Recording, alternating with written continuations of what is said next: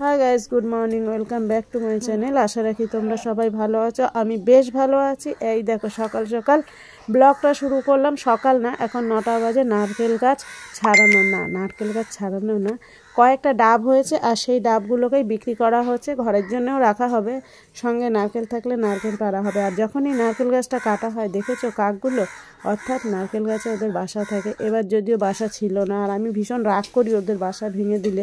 আমি সবসময় এটাই বলে থাকি যে বাসা যদি ভেঙে দাও তাহলে ওরা কোথায় থাকবে, কিন্তু কিছু তো করার নেই না। নারকেল গাছ কাটতে, পরিষ্কার করতে গেলে বা ডাব পাততে গেলে তো এই প্রবলেমটা হবে। আর ওই যে আমাদের দাদাভাই নেমে আসছে, ওর ওপর থেকে কিন্তু আমার সঙ্গে গল্প করেই যাচ্ছে।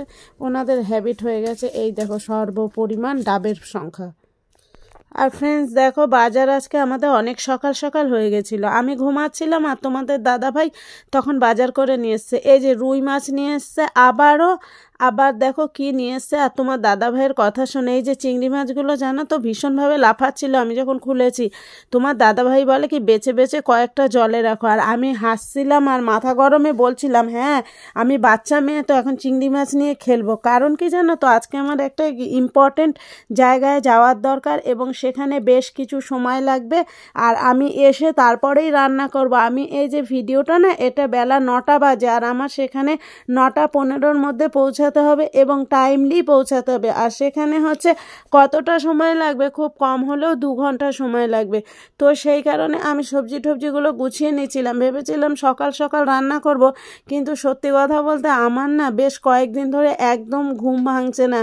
অনেক রাতে ঘুমোচ্ছি আর তারপরে ভোরবেলা একবার ঘুম ভেঙে যাচ্ছে, আবার ঘুমিয়ে পড়ছি। এটাই তোমাদের সঙ্গে। বাজার এনেছে লাল শাক 2 আঁটি, আর এনেছে বেগুন, আর হচ্ছে কি না ভুলেই যাচ্ছি, ও মাছ আর চিংড়ি মাছ এই এনেছে। আমি তো কি বলবো তোমাকে, মুসুরির ডাল, বেগুন আর গন্ধরাজ লেবু, এই 3টে জিনিসকে এত ভালোবেসে ফেলেছি, মানে ওদের সঙ্গে আমার প্রেম হচ্ছে, জোরালো প্রেম।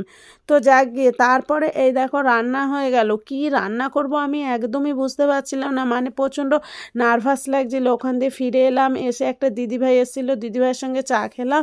তারপরে এই রুই মাছ দিয়ে বেগুন দিয়ে আলু দিয়ে করলাম। আমি ভাবছি কি জানি বেগুন দিয়ে আলু দিয়ে কেমন লাগবে, অল্প করে একবেলার মতো করলাম, বেগুন ভাজা করলাম।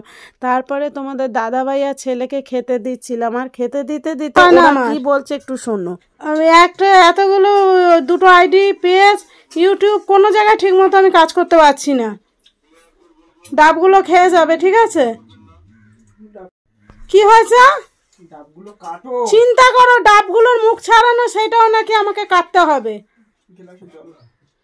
পারবো না, আমাকে কে করে দেয়?